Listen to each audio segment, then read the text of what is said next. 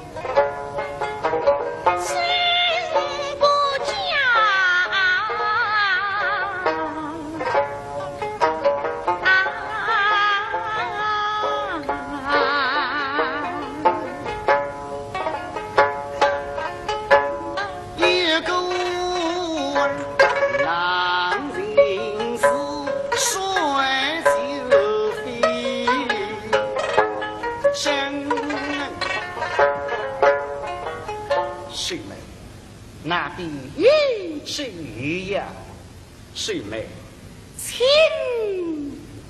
凉。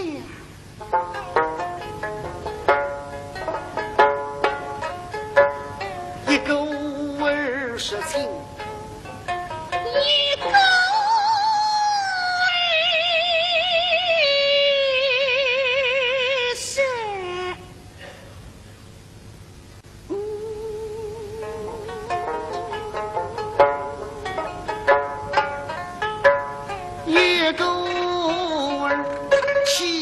谁拉也拉？一个儿家下着灯，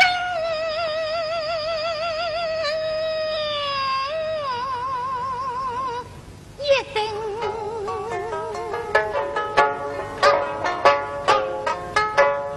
一个儿儿女妻是不行。